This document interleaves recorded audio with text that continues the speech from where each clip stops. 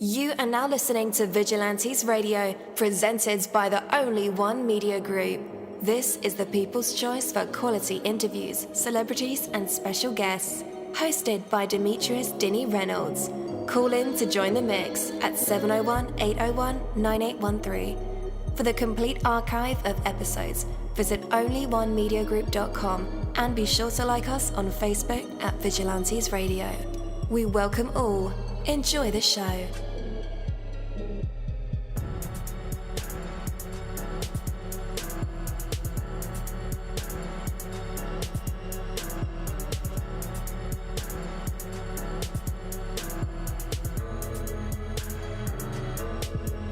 Ladies and gentlemen, please welcome your host, Demetrius Houdini Black Reynolds. Enjoy the show. Hello. Welcome to another incredible episode of Vigilantes Radio Live right here on iHeartRadio. But I do must say that this is a pre-recorded episode and I can't wait to deliver this one right to your inbox, right? All right, we have an awesome special guest for tonight's show and man, I am so excited. Well, I don't want to spoil it, so Just wait. All right, before I bring my guest on, I just want to say that everyone that you meet today or tomorrow, because today is almost over, has something to teach you. When you feel yourself getting angry, frustrated, or impatient with the behavior of others, ask yourself this question. What is this person helping me to learn? Even those who treat you badly can teach you a valuable lesson. Impatience, maybe compassion, forgiveness, and other important virtues. Letting yourself become annoyed or frustrated with others adds no value whatsoever to your life or to anyone else for that matter. So take a different approach. Challenge yourself to learn from those difficult people and difficult situations. And when an aggressive driver cuts you off, when a slow sales clerk keeps you waiting, when a telemarketer just interrupts your perfect evening, look for something to learn from the experience and redirect the energy of the situation so that something positive comes of it. Look for a way to grow. Respond to each encounter in a way that will add value to your life and to your world. And you'll find that such an approach can quickly make an enormous positive difference. Take that from me, Coach Dini. That is my word, and word is bond. Yo, hello and welcome to another incredible episode of Behind the Mind series, where we dive into the universe of the people who create these marvelous aspirations. It feels so good to be back with you guys once again. Big ups to my folks who are Indigos, Crystalline, or the Starseeds, and for my Vigilantes audience family. And of course, my hooligans, and shout out to my people who are vegetarian, pescatarian, or vegans. We are averaging over 41,000 live listeners, and we've been at this for 7 solid years. I appreciate all of you guys who have been rocking with the kid on this journey, and we are still evolving, baby. It is all because of you, most definitely. We are the people who have dedicated their lives to music, spirituality, business, literature, education, news, art, films, and research in every aspect. And we want to allow you an opportunity to tell your story. Man, we've had celebrities on our show, from Grammy Award winning artists, nominees, to actors, comedians, CEOs, technology revolutionaries, educators, visual artists, from authors to professors, and vampires. Or people think they're vampires. It doesn't matter who you are or where you come from. Come on our show and chat with Dini. So check it out to book an interview or to appear on my other show, Skeptics. Email me at vradio@onlyonemediagroup.com. That's V as in Victor. Or you can email me at chatwithdini@onlyonemediagroup.com.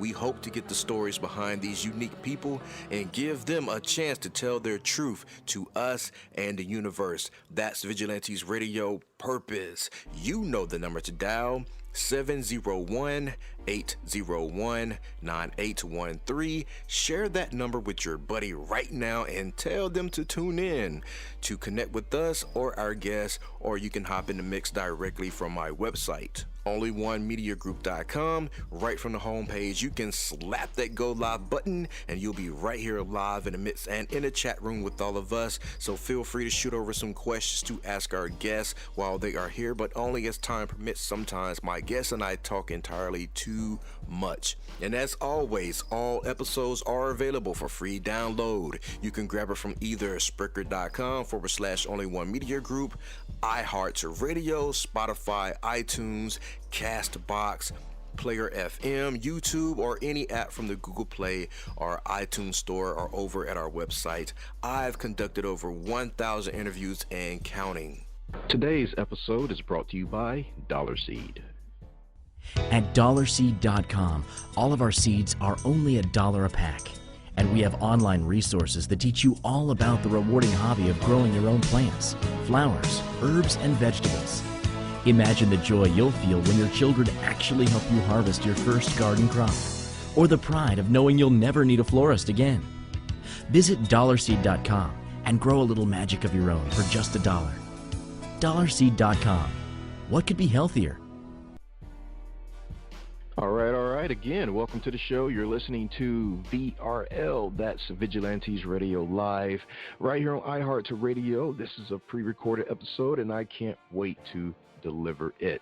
Our interviews are designed to go behind the scenes, beyond the music, the news, the books, the art, the acting, films, technology, education, entrepreneurship, entertainment, and sometimes we even go beyond that thing that we call the ego. Our interviews are designed to go behind the scenes and into the minds of these incredible human beings, the ones who are out there giving it their all for me, for you, and for the world. And with that, let's welcome our guest. His name is Mr. Neil Senturia. Hello. Welcome to VRL. Do I pronounce it Denny or Deanie? Deanie. Yes. Well, thank you for having me. This is a real treat. Absolutely. I listened to your opening about learning from someone else. I think that's pretty good. The way I talk about it in my little world is trying to stand in the other person's shoes. But I'm into learning.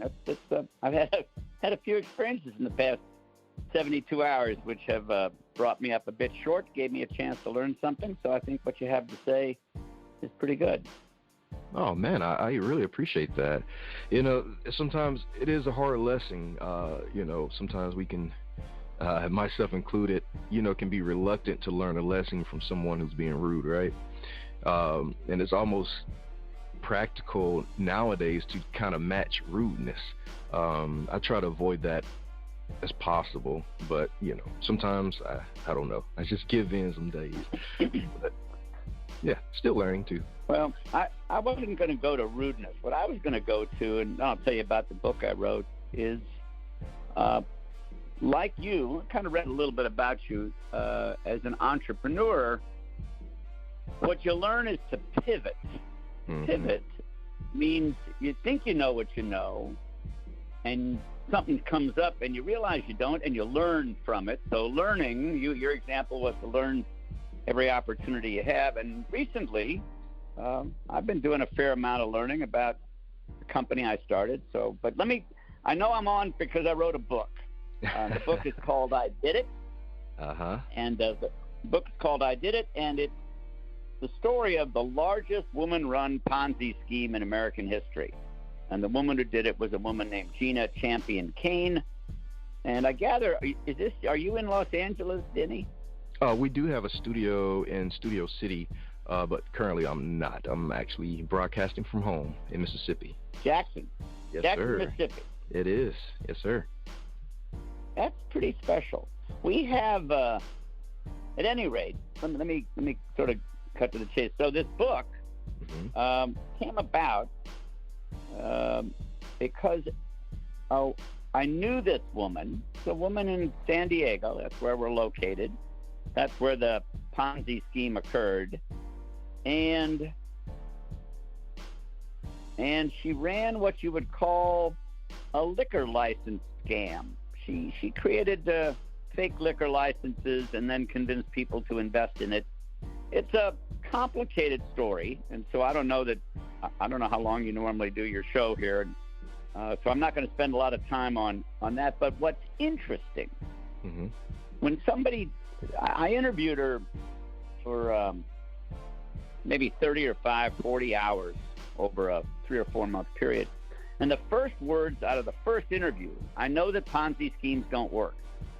What interests me and what might interest your listeners is, why do people do stupid things? So in other words, she says to me, I know it's not going to work. I mean, no Ponzi scheme ever works because they're mathematically impossible. Okay? You just can't dig your way out fast enough. And she's a graduate of the University of Michigan. She's smart. She's talented, charismatic, kind of sexy, attractive. And the question is, why? I'm fascinated by why people do stupid things. I'm a student of what you'd call behavioral economics, fancy way of saying. And the guy that sort of is the godfather of that kind of thinking, the science, is a guy named Dan Kahneman. Kahneman won the Nobel Prize in 2002. And he's truly the father of why do people do stupid things. And you can prove it. I mean, there's lots of books that have been written about biases and but I'm fascinated by why we continue to do it. So I was kind of fascinated by this story. She's currently in prison at Dublin, called Dublin Federal Correctional Facility outside Oakland. And the judge was not the most charming. He gave her 15 years in a federal prison. Now, it's a federal camp, so they don't have the classic bars that you think about when you think of Rikers Island.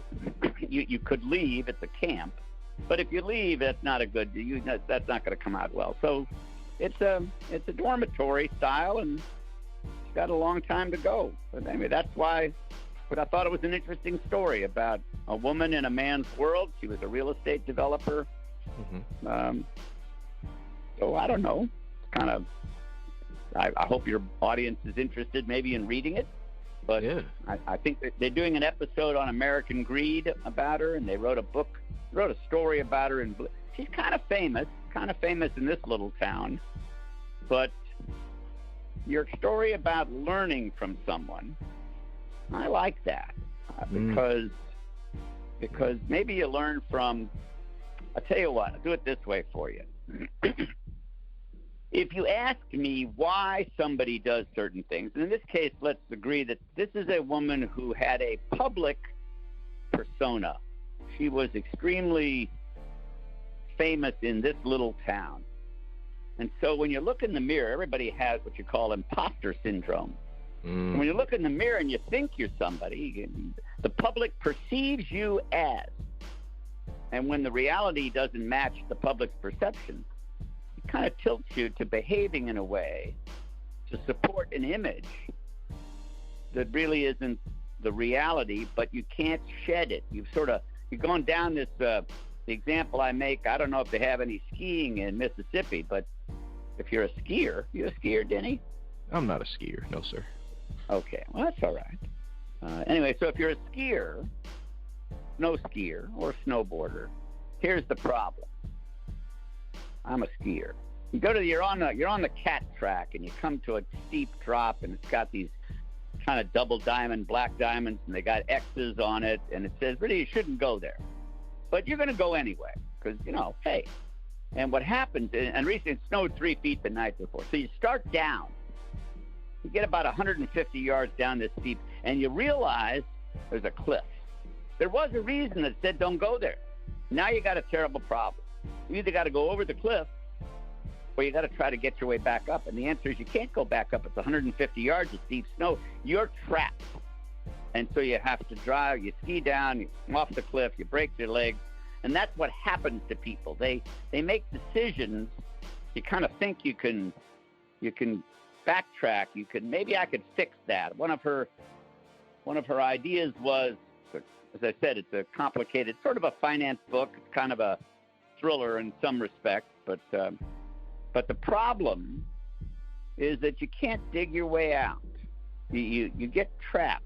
You get trapped. She was too far down and couldn't dig her way out, and I guess that's part of what goes on when you try to maintain an image that is not able to be maintained rationally.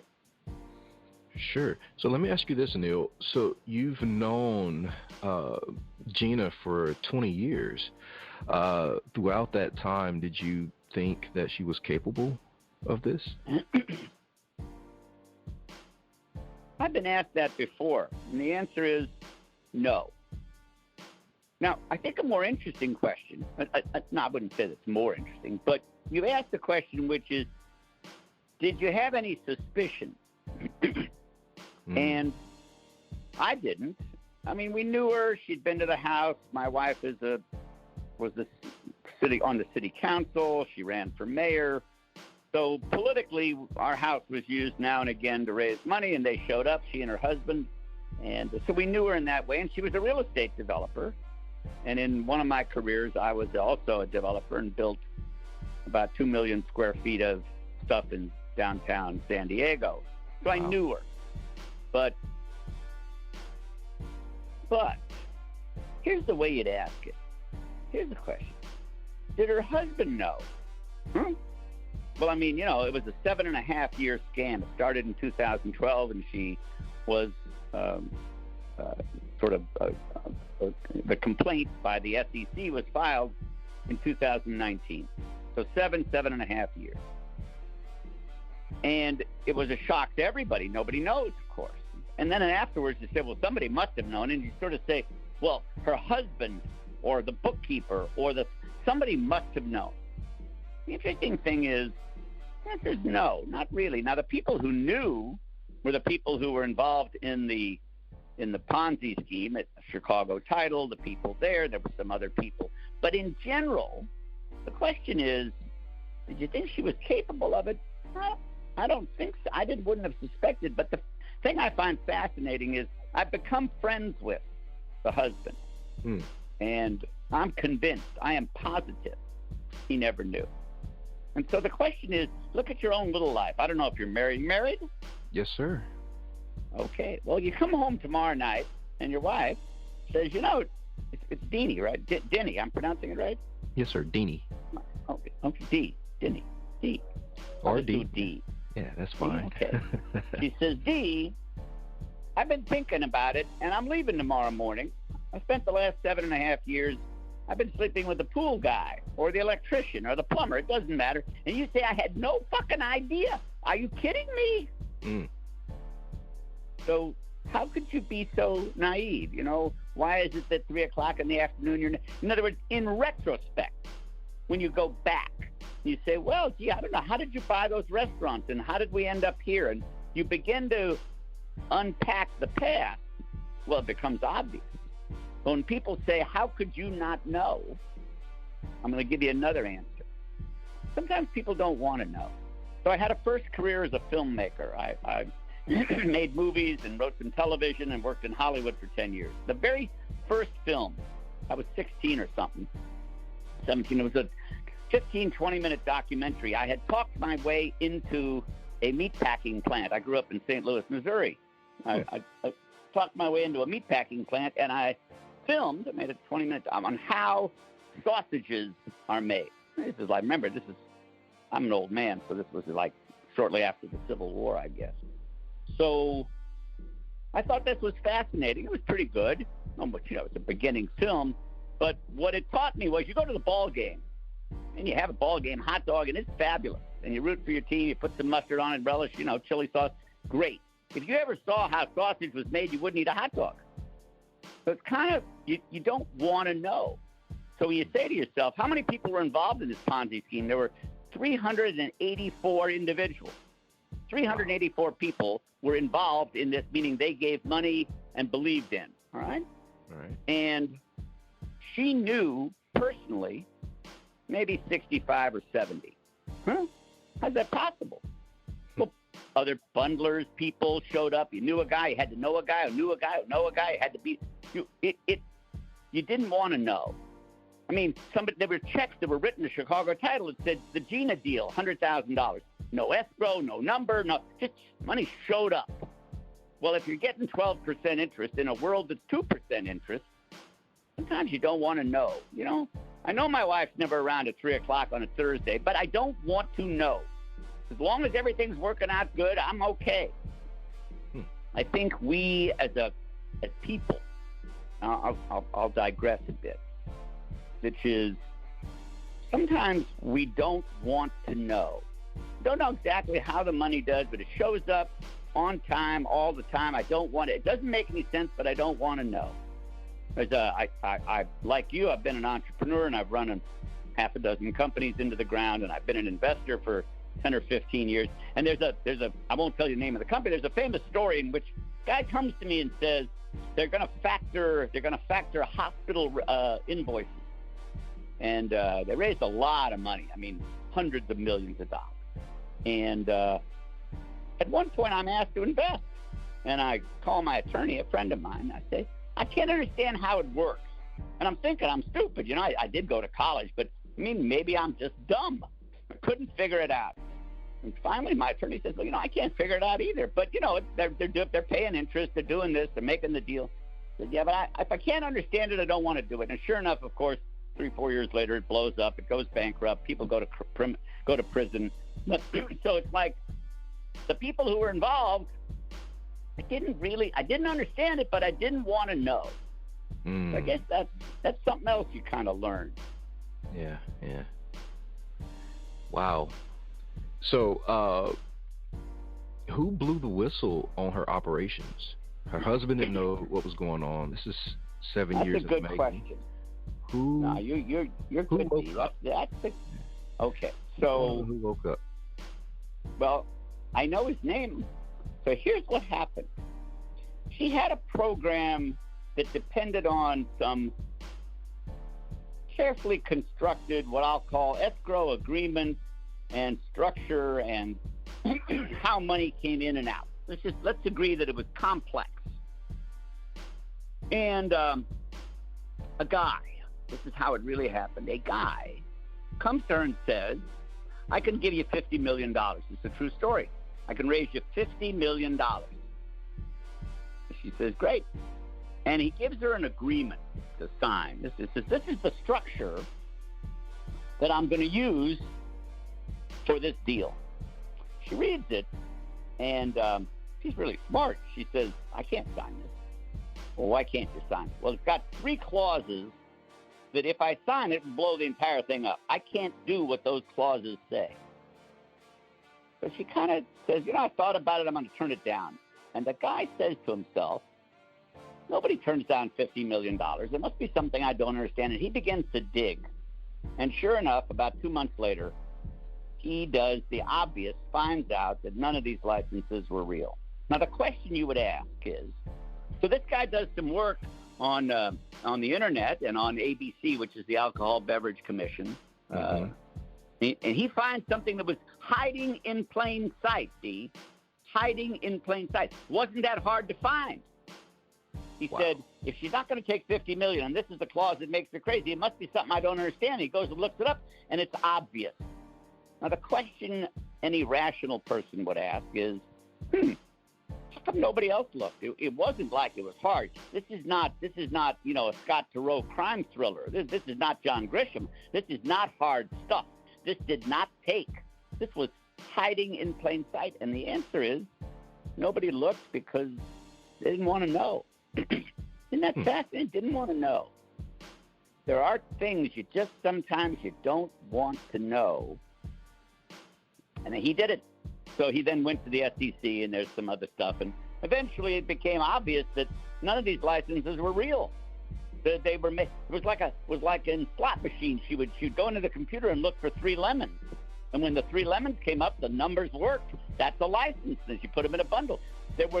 Now, here's the best part of the story. I don't know when when do you end? After about 6:30 is the time? What's your normal podcast? Yes, sir. Like 6:30. Okay, good. So I'll finish with this then. Here's how it ends. When all is said and done, the investors lost $183 million. She raised $400, and some got paid back, and some got this. But the loss was called MIMO, M-I-M-O, money in, money out. The loss was $183. Now, how did it end? Well, it ended that the investors got back about $179. How's that possible? How is that there's no money? Well, that isn't exactly right, Dee. Turns out that Chicago Title, which is where the licenses were held, where the money went in and the money went out, they said, I got no liability. I didn't do anything wrong. But they paid $137 million, I guess out of the goodness of their heart. They paid back the investors even though they claimed they did nothing wrong. Now, that's why, because, big corporations never get indicted. Now, the other $60 million, the other $40 million came from bundlers who had made profits that's called a clawback. They had to give back some of the money. And then when the receiver took over, they sold some of the assets. And when all is said and done, the investors got back 95 cents on the dollar. No Ponzi scheme in American history has ever returned more than about 15 or 20 cents, maybe 30. No one has ever done 95. That's just incredible. Yeah. And no one other than her and her CFO in name only, have gone to prison. Everybody else, not yet. Maybe. I don't know. But, the wheels of justice grind slow, but they grind fine. Nobody else has been indicted yet as of, let's see, this is the day after Halloween, November 1st. So indictments may be coming, but I'm fascinated by one other thing. It is clear to me, my point of view, is that there were people involved who were enablers and bundlers, people who profited off of. But the big ones, they don't indict them because it's bad for business. If you go back to 2008 and the mortgage scheme, how many big bank CEOs went to prison, D? Zero. Now, little guys went, medium guys went, petty functionaries went, but the guys that ran it, none of them nearly bankrupted the United States, and none of them, zero, went to prison. So, what can I tell you? It's American Greed. That's the show that comes out, and I think in February they're going to do a story on Gina, and I'm on it. Nice. It's just a story about America. It's just a woman who wanted to build an empire with somebody else's money. People do that all the time, don't they? Yeah. So let me ask you this, Neil, and also congratulations on the CNBC Americans Greed segment. But do our government play a role in this? Negligence, maybe? Because ABC runs the regulations for liquor through a lot of states. Yeah, I don't think that I think the answer is no. Meaning, at the time, the website of the ABC was kind of clunky, and so it was easy to game the system. Today, I don't think you could do that today. So I don't think they were culpable. The people culpable, I think, would be the people who facilitated the money going in and out, knowing that it wasn't going to any license at all. I mean, the basic theme was, I'm going to give you some money to finance a license, and it's going to be held in a safe place, in escrow, and when the applicant for the license qualifies, he puts his money in and my money comes out with interest.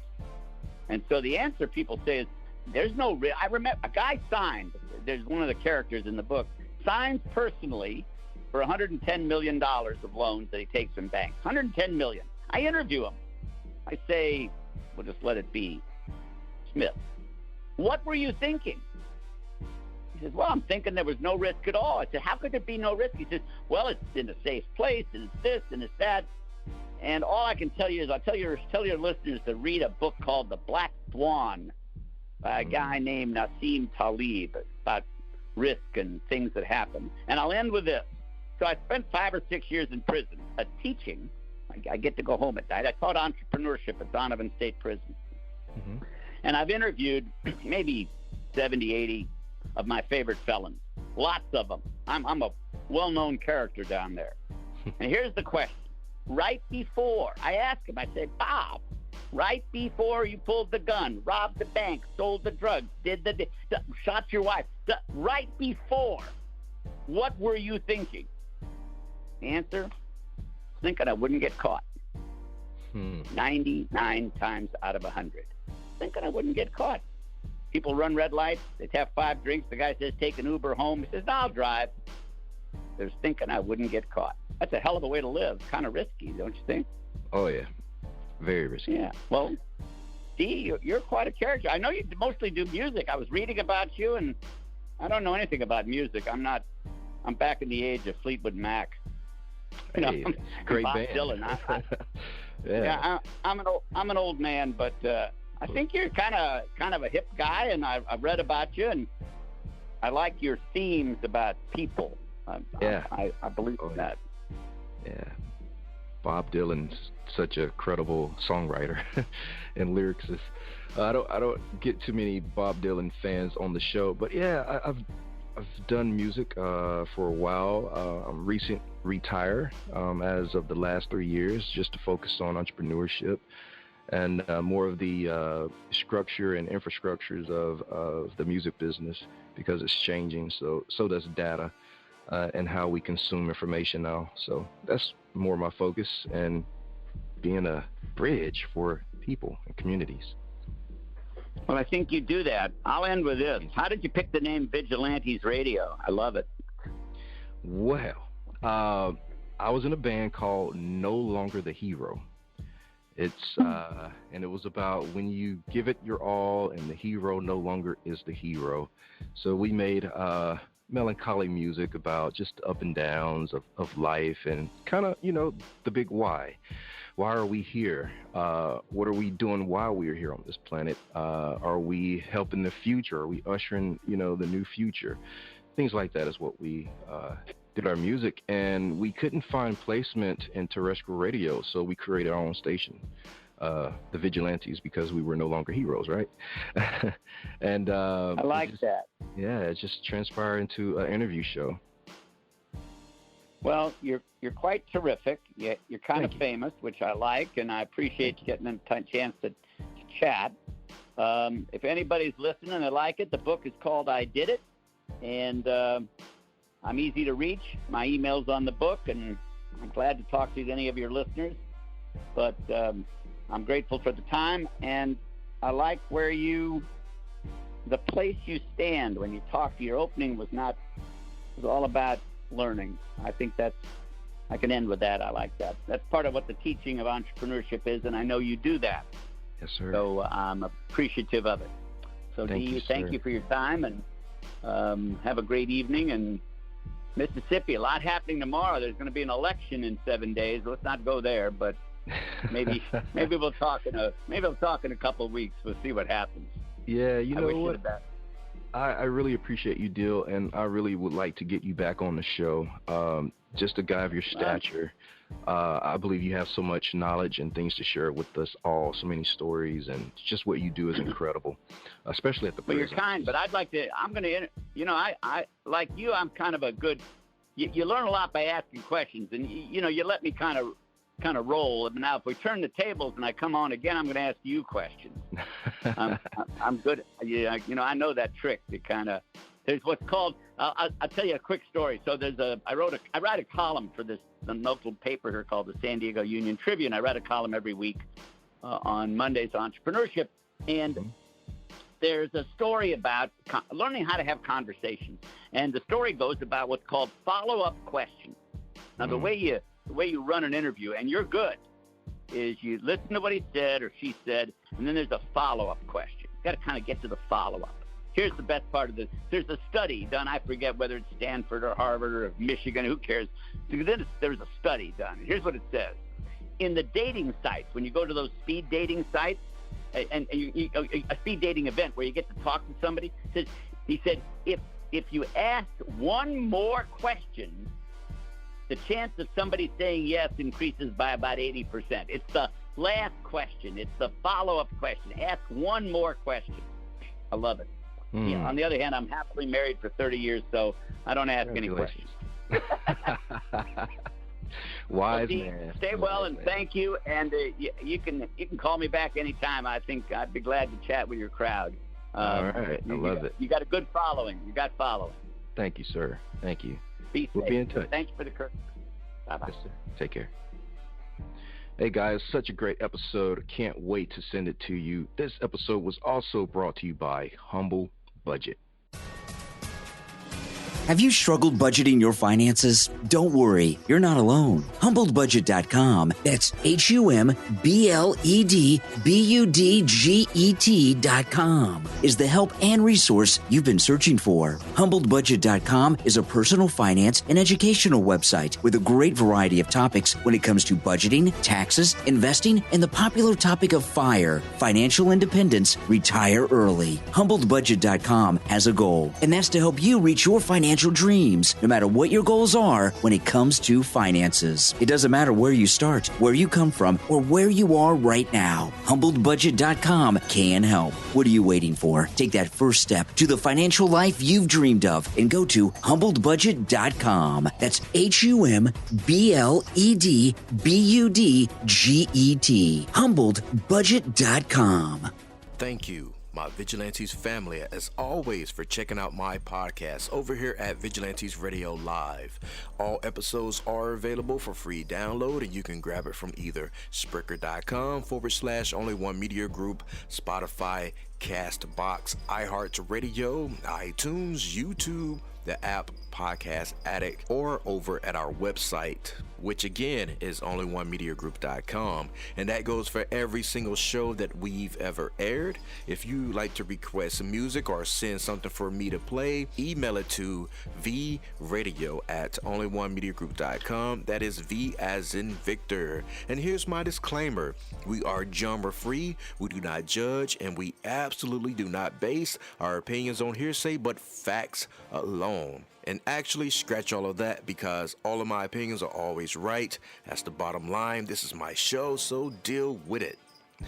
Just kidding. On behalf of myself, Denny, I appreciate all you guys for tuning in, either afterwards or live with us. Spread the word, because sharing is caring. We stepped up our game just for you guys and our guests to make sure that you have the best experience here on our show. Be sure to connect with me on Facebook, Twitter, Instagram, Tumblr, Snapchat, TikTok, at all social media sites, as well as Spreaker, YouTube. We always follow back. Okay, well, just remember to put yourself into everything that you do and never stop investing in yourself. Peace, love, grilled cheese, and talk with you later.